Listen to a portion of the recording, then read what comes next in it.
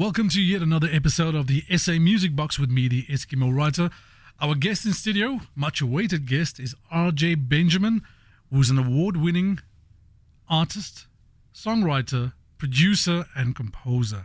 RJ has 5 albums under his belt, and music direction is one of his skills as well. He worked with me on Clash of the Choirs some years back, also on The Voice and Idols, and it's our absolute pleasure to have him here in the SA Music Box studio.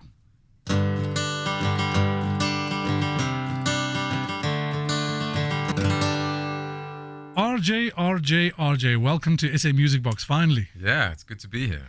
So I know you watched the show, and when I asked you to come on, you were obviously very keen. I mean, before you said yes, you almost sent me your 3 songs already. You know what the thing is, that I suppose when you watch, you're always going, well, what would I choose, you know? And so I think in the back of my head, I'm like, okay, just think of 3 songs, you know, so that one day maybe he's going to, you know, give you the call. And you did. So, yeah. Absolutely. I was ready, man. Well, you're a man with vast experience, and I think for our audience out there, this is going to be an absolute treat for them because they get to dive into your mind through the show a little bit and just talk about what shaped you. Now, I know this about you. You were big into vinyl. You listened to a lot of vinyl as a young person. Yeah. Your dad's collection of vinyl, if I'm not mistaken. Yeah. I mean, my dad wasn't a musician per se. He played a bit of piano. He was a good singer. Had way more rhythm than me, but he loved music. I know we all love music, but like my mom and I were talking about it the other day. My dad passed on about 17 years ago, right? And she was just saying she's never met anybody who loved music like he did. He was obsessed, and it obviously it trickled down to me, you know. But he had this you know, vinyl collection that he was very proud of, full of soul music, tons of soul music. That's what he loved, and so obviously I suppose as a curious kid, that's why I love vinyls though, you know, because there's this big thing, and then you know you might be too young and you shouldn't be touching it, but obviously you're going to take those vinyls because you want to hear what's on there, and then the little scratches and pops, and then suddenly there's this beautiful music. Now I get it. We're of a similar generation, and it's exactly the way I actually learned music. Right. My dad had lots of records, and the first thing I can remember listening to and playing was the Beatles. Right. And I learned all these songs. I think I was 6 or 7, and I knew most of the Beatles catalog already. And you probably did the same. Yeah. And you're saying your dad had soul because, I mean, you ultimately, I mean, if I had to say, no one wants to be classified, but you have a lot of soul in the music that you've made so far. Yeah, I mean, I can't deny it. He's probably the biggest influence. Like, there are obvious musical influences, and many that you know of mine, but my dad was my biggest musical influence, hands down. I find that quite interesting because that's how you learn music. But in your own journey now as a teacher of music, you've been a musical guide to many artists that I know, and many students who have been tutored by you or been taught by you. Who were the students that you had a strong gut feel for over the years? Look, I think the biggest one, I'll break it up into 2 because the one possibly hasn't succeeded beyond his success on Idols. Yeah. And that's Vincent Bones. I'm still, you know, I know that's a cool name. It's a great name. Yeah, Vincent Bones. I mean, just in case people don't remember who he is, he won Idols, I think, in 2014. Yeah. Little guy with an incredibly powerful big voice. And he was one of my students at the NSA in about 2003. Yeah. And I'll never forget walking into the National School of the Arts at like 7:15 in the morning, and I'm not a morning person. And this guy, he got there. He was always at the door. I unlocked the door. He was the first to come in. He'd go straight to the piano and just start blasting away vocally. And I always used to go, "You're singing too loud in the morning. Why aren't you warming up?" You know. And then I'd obviously give him the whole thing. He's the only person I ever remember like doing that. Like he was so. He loved singing so much. It's like literally the second he woke up, he was blasting away. And so when I did eventually reconnect with him on Idols, in my head I was like, I'm so glad because I always thought this guy had potential, and then he landed up winning. Okay, maybe I'll actually mention 2 because I partially taught and studied with Elvis Bloom. Right. And a bit of the same feeling. Man, I was so because I know he had started his career, it didn't quite work out the way he wanted it to, and I think for him he felt, let me give it one more shot, and there's that audition he did, which I remember that, iconic, where I think he sang "To Make You Feel My Love" by Bob Dylan, and man, I can't remember if I shed a tear, but I was so proud, man. The other person would probably be Amanda Black, who I met on Idols. Yeah. And we spent many hours just sitting in the room where we were supposed to be working on songs for Idols, while she would play her songs on piano and guitar. I just remember sitting there quietly listening, giving them whatever little tidbits I could give her. Like, this girl's going far. Whether she wins the show or not, this girl's going far. And she's had some problems in the industry already, but she's got this new album out, and nothing's going to stop her. You know, you cannot stop undeniable talent like that. The cream will rise to the top. And with her, that is absolutely the case. Yeah. So that's interesting, because you've obviously worked with a lot of people, and some of them who, are famous now too. Yeah. And that's an interesting choice that you chose those singers. Elvis Blue obviously made it through Idols and became recognized, but he was doing a lot of work before that. A lot. And Vincent Bones, who you mentioned, did you find that he had developed substantially between 2003 and when you met him again? Not as much as I would have liked, to be honest. Look, that said, he was just always immensely talented. Yeah. So sometimes what happens with people who are just born with so much already, you've kind of reached the ceiling to some degree, and you rely on that for the rest of your life. Look, I think to a degree he's done that, and he did that. That doesn't change the fact that he's still an extremely talented kid. I know that he's singing at a church that one of my colleagues, Marley Kelly, very, very great vocal coach, he sings there, and I do know that he's trying to get back into the industry. You know, the thing is, the one skill that a show like Idols doesn't necessarily teach you is how to connect with a crowd. And it's the one thing he was missing. I remember going to watch a performance of his after he had won Idols. I think they should get comedians to come in and teach them that part. It's not a bad idea. It's actually not a bad idea. Think about it, right? Absolutely, man. Primary job of a comedian, and it's the most. Yeah. And you're alone on stage. Yeah, that's it. It's not like you have a band. I always feel like I'm safe with my band. Yeah. It's like, goddamn, comedians are alone. I think, it takes a different. You need to be tuned differently. And I think the great performers in the world, my personal opinion, is that they were tuned differently. They had that performance aspect, which comes from a different part that music comes from. And when those two things come together. Yeah. I was never a natural performer. I was never, ever. It took me a long time. Were you innately shy? I was shy. I didn't get nervous on stage, but I was always quite self-conscious about the way I moved. Yeah. Because as much as I sang like not a white boy. Yeah. You think you danced like a white boy? I did. You can ask my wife. But I had to find what worked for me. Yeah. And what I eventually realized, putting on like a character or trying to be Mr. Cool on stage just never worked for me. Yeah. And eventually when I was just the guy that I am right now, or when I'm sitting in my lounge watching whatever I'm watching on TV, that once I did that, I realized that like the audience was like, hey, this guy's cool. It's literally like he's talking to me as though we're sitting next to each other watching football, you know, and that connection sold it for me for the rest of my career in terms of being a performer. Took a long time though. Now, obviously, you're on the show tonight to select your 3 favorite SA songs. Now, people always say it's a really difficult thing, and it is a difficult choice to make. Yeah. So you need to give it a lot of thought, and someone like you has listened to a lot of music and takes such pride in selecting their music. I saw that on your website also. You listed your favorite albums of all time. Yeah. And you took a lot of effort and energy to actually describe why and when. So I was very curious about that. So your first song for SA Music Box is by Beatenberg and DJ Clock, a track called Pluto. Yes. So why is that on your list? So many reasons. First off, their debut album. It's actually their second album, but I suppose for me it's the debut. Hanging Gardens is just a work of genius, I think. There are so many fascinating influences on that album, and textures and sounds. Yeah. Also very original, right? Very original. And I mean, I wouldn't have been exposed to that album if it wasn't for Pluto. Right. And the way Pluto came together is interesting because it was a song that was initially on the album. They were, as far as I understand, signed to Universal. Yeah.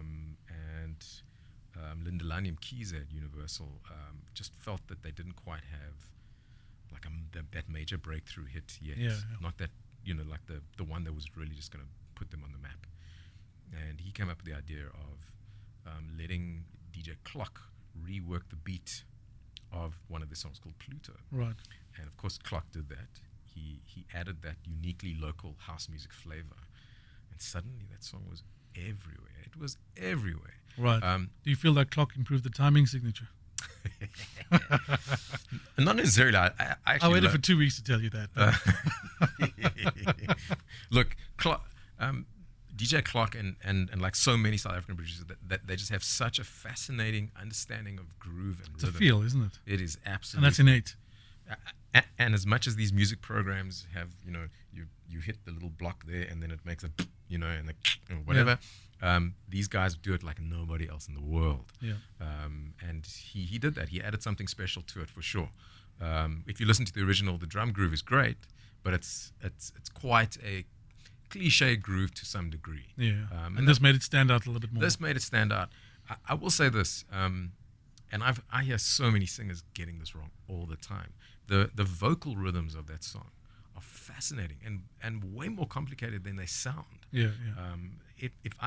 I mean, funny enough, Vincent Bones sang the song on Idols in 2014. Oh, wow, okay. He could not get the rhythm of the verses of the song. It's weird. It's sung between the sort of up and down beat. So a lot of singers don't quite know where to place it. So if you write the song, it's easier because you've written it and you feel your tempo into it. Yeah. Where somebody trying to mimic it, it's hard for them because you're like, it's a house song, so you're assuming everything's on the boot. Yeah. I stand on the moon, but it's not as Usually someone would go 1, 2, 3, 4. I stand on the moon. Yeah. They didn't do that. They went 1, 2, 3, 4, 1. I stand on the moon. Yeah.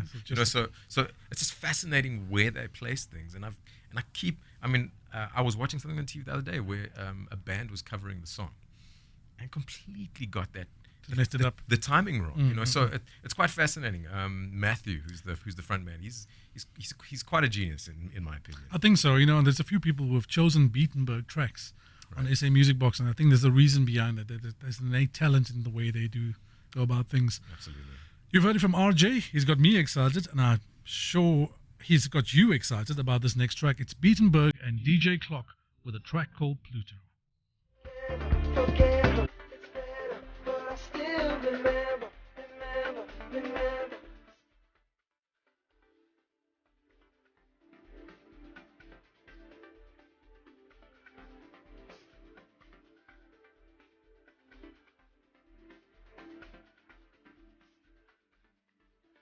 Welcome back to the SA Music Box. My guest in studio is the RJ Benjamin. RJ, great choice of song. Your first song to get everyone warmed up. Thank you. Now, you've released 5 albums. Yeah. Which one is your favorite? My second album. It's called. It's a long title. Swimming in the Soul of Music. Right. It's my favorite album. It's. They always say the second one's the difficult one, right? So. They do. I didn't have that. I didn't have that problem. I think the reason why. For any listeners that want to go delve, if you listen to my first album, it's called Who I Am. Look, it's an incredible album. It was probably the first neo soul album in South Africa. Yeah. In terms of the first one I remember for sure. Yeah, it's between me and MXO, and we released almost exactly at the same time, almost exactly on the same day. So that debate rages on. The one thing I had by the time I did my second album was a little bit more creative control. I also realized that if I score everything out, then I claim more publishing. Yeah. So I went crazy. I literally scored that album like. So you indulged in arrangement, composition, all of that. Huh? Deeply. I mean, I didn't sleep. I had sleepless nights, and at that stage, I still obviously keep it all. But I've got all the. Well, I can imagine this going down for the listeners who obviously don't know you like I do. you're quite pedantic in terms of the way you do things, or like almost a perfectionist to some degree. I know you like to get things right. Yeah, So you must have really got into a lot of detail. Must have taken a great amount of energy. I did. I think I reveled in the creativeness of that album in Bit particular. of George Michael in that. Yeah. That's what George did with Older, Yeah. which was, for me, his best body of work he's ever done. He wrote, I produced, adore that arranged it. It was amazing, Yeah, I mean, look, it also appeals to me to see an artist where it's like written, produced, and arranged by Prince, written, produced, and arranged by George Michael. Yeah. All those elements. So I do like that. Look, I'm a bit of a control freak. One thing I did learn from the first album is that perfection is never going to happen. So actually, I kind of let that go. And what I mean by that is, I wanted my vocal to be absolutely perfect. I would go in and re-record lines like almost every single day when I recorded my first album. Right. And wanting it to be perfect, absolutely obviously. perfect.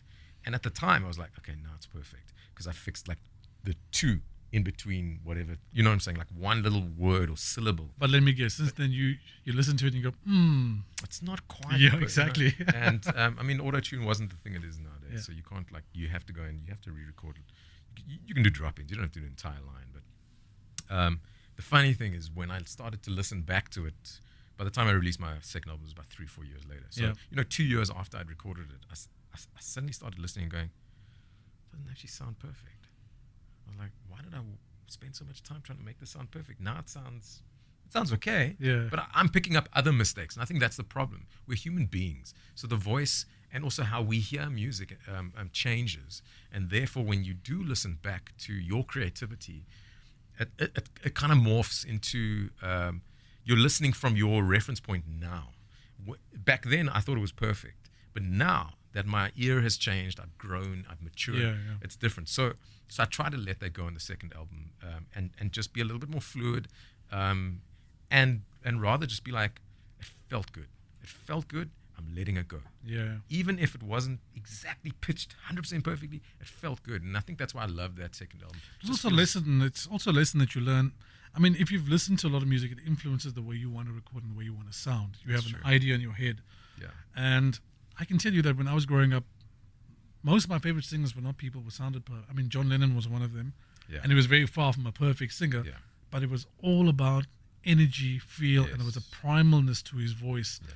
I thought, okay, they sort of did a take or two, and they said, right, that's it. Yeah. So there were all these little blemishes if you really listen to those recordings. Yeah. And it made it magic. I agree. I thought, okay, but if I was listening to somebody else, I would have strived for, okay, I got to get that note right. It's only through your own experience that you realize that it's not worth the chase. Sometimes it isn't. No. Yeah. I mean, and the biggest song I ever had, which is a track I featured on called Change the World. Yeah. That's probably the worst vocal I've ever recorded in my life. And became the biggest hit. Yeah. So it happens, eh? Yeah. Now, on the subject of vocals and vocalists, there are many young people who listen to the show who have aspirations of becoming singers, particularly. What would you say to them? I mean, like you would say to a young Idols auditionee, if that's the word, how to go about training your voice from a young age? You know, I as a vocal trainer, I don't think you should go through too many technical exercises and pushing too far, too young. Yeah. You know, you kind of, I think initially want to let the voice develop naturally. And I think certainly between up to maybe 12, 13, specifically for boys, maybe 16 for girls. Yeah. It's really just playing. It's exploring. Just singing all the time. Right. The same way you're playing with your friends, the same way you're playing with toys, the same way you're playing games. You should be playful with music in that respect. And that goes with singing, exploring the different parts of your range, what you're capable of doing, what your voice does. That doesn't mean you can't play by recording some songs. Yeah. Writing is also playing, creating. You know what I'm saying? You make up a song. That's so fun. Just being in music and Yes. musicality and that everything that's related to it. Yeah, because I think so many artists, as they mature, they almost lose that playfulness. Yeah. I started making music because I used to play with my toys and then make up my own characters. Yeah. And those I characters. did the same thing. Right. What toys did you have? Well, my era was He-Man. I had a He-Man as well. Okay. In fact, Yeah. I'll be honest. I had a Skeletor. I prefer the villain. Okay. Oh man, I mean, yeah, no, I was obsessed with He-Man. I really was. So, Did you ever grow your hair I in a probably, little He-Man bowl cut? yeah, when I was way older, which is kind of embarrassing. So, and somewhere on Facebook. But I get what you're saying there, because what you did is embellish fantasy, and you started dreaming up character Yeah. and impressions and all of that. I mean, and creativity doesn't change. Yeah. That's how you should be creating even when you're older. I don't know. Sometimes getting older and adulting, I suppose, stifles a lot of that, but you have to tap into that. We all did it as kids. Yeah. And I often call that music creativity your musical imagination. And those were the best. Those times of your life are there's so much going on. There's so many sparks. You almost have to tap into that again to find that raw inspiration. Yeah. True inspiration. Because I think that's what really roots itself in your subconscious, which is actually the true root of your creativity, not your conscious, right? Yeah, absolutely. Couldn't have said it better. Thank you, RJ. Well, folks, you've heard it from who I would call the one of the leading authorities, definitely in music on this continent when it comes to composing, producing, and songwriting. In terms of, if you have a young kid out there who wants to get into music, let them enjoy it, right? Absolutely. That's step It's as simple one. as that, man. Now, on the subject of enjoyment, as a young man, I was exposed to a band in South Africa, and it changed my entire view and how I looked at South African music. Yeah. It was just the most exciting thing for me to hear this band, and they still are my favorite SA band of all time. The band is Just Ginger, and a track called "What It Means" is your second choice on on SA Music Box. Yeah. So I mean, I'll be brief on this, but I grew up in Edenvale. Yeah. And they used to come perform at the Edenvale Sports Club. And You grew up in Edenvale. We had Miguel Preguero on the show last week, and he's from Edenvale too. He's a Vela. I didn't know that. Okay, that's cool. 2 Edenvalers in a row. That must be a record. Nice, man. We hail from the Vale, as we used to say. And we used to go watch Just Ginger at the sports club religiously. If they were there, we were there. And this would have been in my mid-90s, somewhere around there. And they were, I tell you what, they made me feel like I was watching the Beatles in Liverpool. What's that place called? Oh, the Tavern. Yeah, the Tavern, exactly. The Tavern. That felt like our Tavern, and it felt like we were watching something special. It really did. So I'm 100% on board with you about them being my favorite band. Yeah. I'm with you there, and that doesn't change to this very day. They were absolute legends. I just remember just watching all the elements. I forget the bass guitarist's name. He was so amazing. But Vernie Skoltz was playing guitar, and he used to slay some guitar solos. He was amazing. The bass guitarist in those days was it Tabs or? It was Tabs. Tabs, yeah. You got a good memory, man. Yeah, thank you. Look, they were just a superstar band, and then they did this. I mean, I don't know if everyone's seen them live, but I'll tell you what, it was an experience. They had this little section where they all do like a percussion solo. Yeah, I remember that was great. Yeah. And they nailed it. And I mean, I'd never heard that live before. It was just the most amazing experience, deeply inspirational. And I remember thinking at the time, Ard Matthews is a great songwriter. That was always in my head. Yes, he's a great singer, but this guy's a great songwriter. But you know what? There was something special about them, I think, that a lot of the big bands have, where you have a couple musicians in the band who are not just specific to their instrument, they're multi-instrumentalists, they're also composers. Yeah. Brent and Vernie. Yeah, Vernie he's a great producer. It's amazing. They all got amazing ears. Actually, you're right. I mean, Brent's incredibly musical. Yeah. So I think they came out, I mean, when I heard Just Another Day at the time, I was like, wow, that's such a piece of magic. It's such a simple song, and then they went on to greater things. Now, What He Means, this became, I think, it's become an iconic song because it speaks to, I think, a lot of South Africans, but not just South Africans, Africans, and if in a global context, anybody, right? Yeah. In terms of lyrically. It's a universal song. It's very hard for me not to get chills when I hear the song, just thinking about it. I always think, every now and then I hear a song where I'm like, I wish I wrote that song. This is one of them. This is one of them. I'm not per se a religious person, but when I hear stuff like this, I'm like, how how did he come up with this? Yeah. But it's all perfect. Everything, it's like the universe just aligned perfectly, or the spirit of somebody or God or whoever it is It's just inspired. gave. It's the most. It's beautiful. It's absolutely beautiful. From the lyrics to the melody to the phrasing, the band sounds perfect. Everything in the song absolutely represents what the song is about, and that doesn't often happen in the history of music. Yeah, that's correct. Yeah. I personally feel like it's one of the greatest songs of all time. Yeah, and it should have been heard by millions of people around the world as opposed to I just agree. us. I agree. Well, that's R.J. Benjamin and his second track. It's another treat for you. It's Just Ginger with a track called What He Means. Love, more tolerance, faith, hope, trust in the same name of God. Peace, love, more tolerance, faith, hope, trust in the same God in whose name we die for, take an innocent life for. That's not what he means, and it doesn't matter what book you read. And that was Just Ginger with What He Means, R.J. Benjamin's second choice on the SA Music Box interview, and he's really indulging us with his perspective, a very unique perspective in music and a very personal perspective. Thank you for that, R.J. Anytime. Now, we were talking a lot about SA music and just picking up off the Just Ginger discussion. SA music currently, in my view, is in a very good space from a sheer quality perspective in terms of what's been generated, level of production, composition. Yeah. Who are the artists in South Africa that you feel are the A-list right now? Not in terms of sales, to be very specific, but in terms of quality. Sure, that's a difficult one. See, Sean, I always have one difficult question. This is it. Okay. Look, I'll probably. There's one artist in this country who's not blown up as much as Amanda Black, for example. Yeah. And I also worked with her on a reality show. So I was working on The Voice South Africa season 1, Right.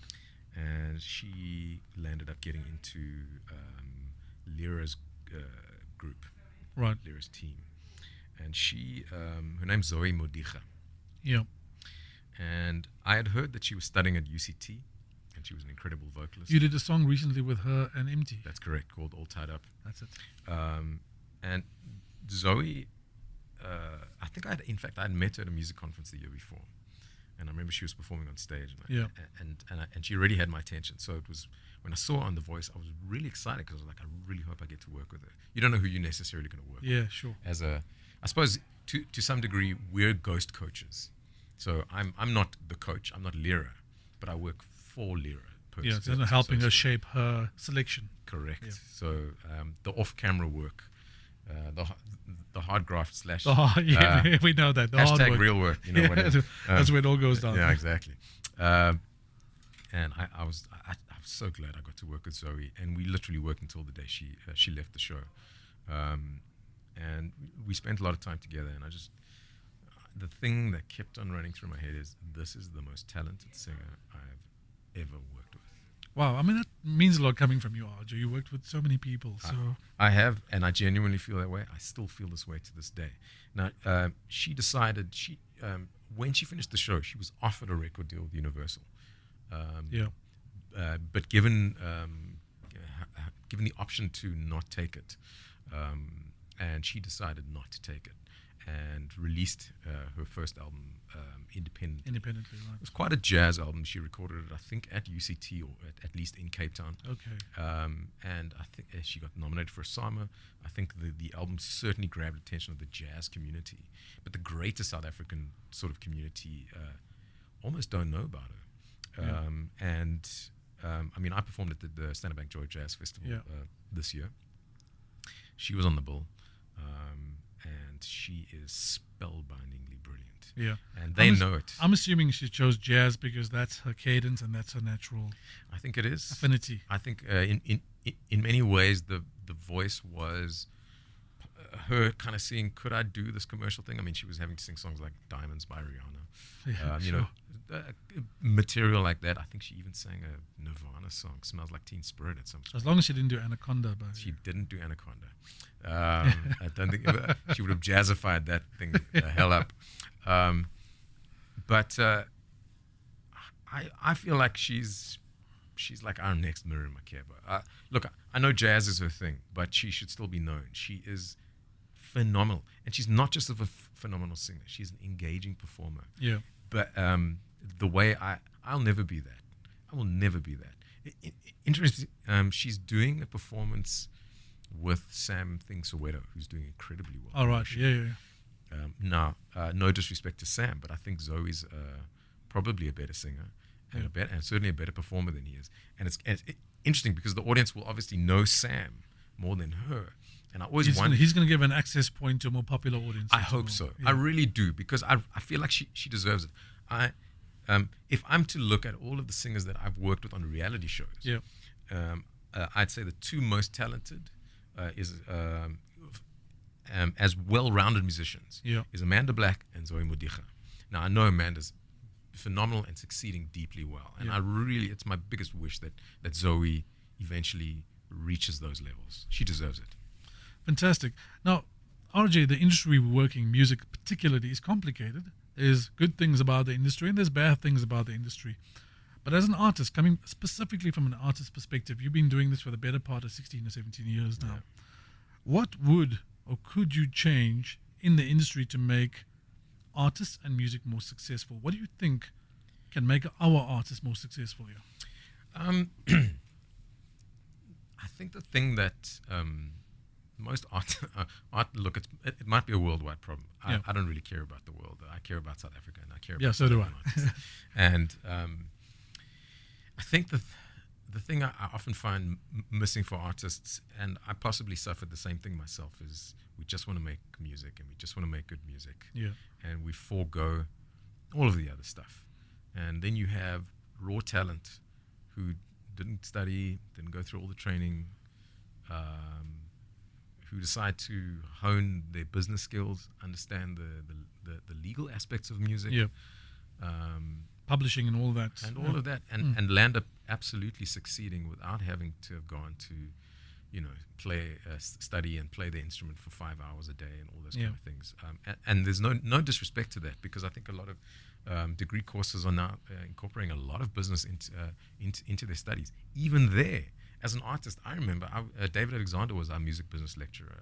He runs Sheer Publishing, and I just, like, as soon as I got into the classroom, I was not listening to David. I was listening to whatever song I was making up in my head. And I wish I listened to him. I mean, I made some big mistakes early on in my career. I've learned from it now. What I try and do to the best of my ability is transfer the skills. I mean, there's just lots of skills, like I know there are tons of artists probably listening now who are releasing their music on TuneCore, DistroKid, CD Baby. Those are generally the avenues that you think you should release through. The easy way out. It's easy to get it out there. You can sit at home. You can just sit at home and do it. But there are other guys who are playing the game seriously, and they're going, okay, so if I'm going to release independently, how do I compete with a label? Well, here's the thing that a label does that you're not doing. They have departments, so they have a PR and marketing department. Correct. Do you? And if you don't, what are you doing? And what do you? Because I think independent artists still feel like they want to compete with. If there's a guy who sounds like Vusi Nova, he wants to compete with him, whether he's releasing on DistroKid or not. But then you're having to compete with a guy who's signed to a label, who has a marketing and PR department, who's got strong backing behind him, who have a department who deals strictly with plugging to radio and making sure that the right stations are playing the songs, who have a department who communicate directly with Spotify and Apple Music and all these companies and make sure that there are banners as soon as they get released. There's visibility on digital. Correct. That as soon as you open that thing and you listen to the new music playlist, Vusi Nova's there. You should be there. And I think as independent artists, there's a lot who are just going, but this is easy. I'll just put it on DistroKid and then I'll put some stuff on social media and bam, I'm competing with Vusi Nova. Yeah, it's not as easy as that. It's just, I suppose my thing is this. I urge local artists to just think a little deeper about this and think about, if you're trying to compete with labels. What are labels doing? Because that's what you need to do. Do you think that maybe one of the potential solutions is it's not just about good artists, but also having good artist management? When I say good, I mean trusted, because that's the big issue in with music, right? Yeah. It's having good, trusted artist management who can play the business game and genuinely have the best interest of the artist at heart. I mean, I think that's what might have tainted the growth of South African artists in terms of understanding the business further. There are so many stories of mismanagement. There's too many. I mean, it's like a 90% hit rate on that there. I mean, look, I've had my fair share of it I know myself. that. And I've got my own trust issues around management. But I'm sure that in itself also would force you to learn other aspects of the business, saying, well, I'm not going down that route again. I better know it myself, right? I think so. I mean, I still think good management is a necessary part of the business. There are certain things that are just really hard to do yourself. And I won't lie, the managers, the people who have managed me, I do not think I would have gotten where I got to without them. Yeah. Benji Moody, the great Benji Moody. Yeah, I think you had him on the show. Benji was the last SA Music Box episode. Right, Yeah. right. Now Benji said something very that I've never forgotten. Yeah. We were sitting on a flight back from Cape Town together many years ago, and he said to me, I said to him, what is like the main thing that an artist needs from a manager? Yeah. And he said to me, what an artist needs is a hero, a champion, someone who's going to champion them. That's correct. And it's really hard to break through without that. It's that person who's... Listen, I would say it's near impossible, right? Because as an artist and somebody who doesn't, I do it as a hobby. It's not a career for me. Yeah. But to be able to plug your own music, it sounds ridiculous. So you need somebody to be your champion. Yeah. Somebody to say, you should listen to this. Absolutely. You know? Where are you going to find that guy? Yeah. Look, I got very lucky. A guy named Kaz Abrams. Yeah. Who you I do remember Kaz. You must remember. Yeah. Remember Kaz. He used to be a Channel O presenter. TV Kaz, yes, that's it. I Yeah. think he had a show called Ziwa Mo or something like that. I remember Kaz. He used to have the little beard. Yeah, that's it. He's still around. Kaz was my champion. Oh, fantastic. If it was not for Kaz, I would not be sitting and talking to you right now. We probably never would have met. Wow, that's amazing. So I have so much to thank him for. But then again, how do you find that person? Look, there's definitely an element of luck. Absolutely. You just got to be ready for it when it comes. Now, your third and final choice, RJ, in the final song in your music box is Majosi, When Will You Be Mine? Oh, man. This song had absolutely no significance to me before my child was born. Yeah. And now it does. So why? Just before, so my wife was pregnant, our baby was born in June. And just before that, Majosi came to perform on The Voice SA. And I was sitting listening to his sound check, and he was singing When Will You Be Mine? Right. And I was like, it's actually a really cool song. I mean, I had listened to it a lot when it came out. Yeah. But I never paid that much attention to it. So lyrically and content-wise. Yeah, maybe I was busy at the time, maybe I wasn't thinking about it, but I remember sitting and listening and going, this is a really good song. There's a beautifully crafted melody. These are really nice lyrics. I remember him performing it on the night and thinking the same thing. There's something beautiful about the song. It's simple in terms of its chord progression, melody and all that, but that's why it works. It's so beautiful. Sometimes the most beautiful songs are there's complexity and simplicity. Yeah. And this definitely was one of those songs. And okay, so my wife was rushed into to go for an emergency Caesar. Right. And I'm sitting in the waiting room waiting. And as happens with a lot of artists, songs started to play in my head. The first song that played in my head was Love Is On Its Way by Gangs of Ballet. Right. Love is on its way. I like that what's playing in your head is like all like local stuff. I know. It's I love Gangs of Ballet. And I suppose Love It's On Its Way came into my head because that's what I envisioned my child being, in many ways the embodiment of love. And then the next track that sort of my head clicked over to was When Will You Be Mine? And the chorus lyrics just kept on repeating and repeating and repeating and repeating. So it's also a highly emotive moment. So you link those two things together. I mean, sorry, I've got these lyrics on my phone, but I've been waiting for you all my life. You've been running through my dreams at night. I've been searching for the longest time. Tell me, darling, when will you be mine? And those lyrics are beautiful, man. And they directly. I hadn't met my child yet, but tell me, darling, when will you be mine? I suppose I was going like, when is it going to happen? When is this child coming? No, listen, I mean, that track has got an incredible melody. It's so beautiful, man. And the next day, I actually sent him a message just to say, hey, man, I just wanted you to know, because I didn't speak to him. Oh, that's the most flattering thing you could ever say to an artist, isn't it? I think so. I felt I had to do it. I felt this guy. He's made a mark in my life. Yeah. Because it was his song was my child's song. Yeah. It's basically they're now together, whether he likes it or not.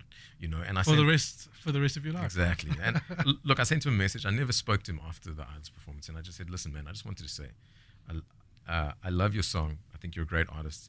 And I explained to him the story, and he was like, wow, man. And then he told me this other little tidbit of fascinating information that. One of the guys from Gangs of Ballet, I forget his name now, wrote When Will You Be Mine with Majosi. Are you kidding? How is it that I thought of those two songs together? It was written in the stars, it's fascinating, man. It was written in the stars. Oh, yeah. RJ, thank you for that story. That's I love that story. It's a pleasure, man. So this is RJ Benjamin's third and final choice on the SA Music Box. It's Majosi with the beautiful and evergreen When Will You Be Mine.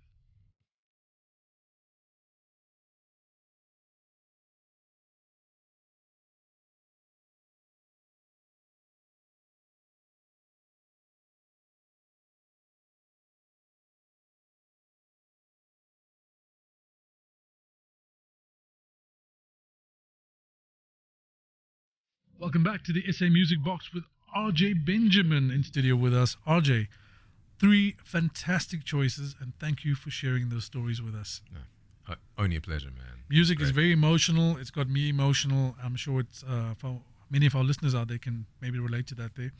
Now, before we go, where can people follow you and find you?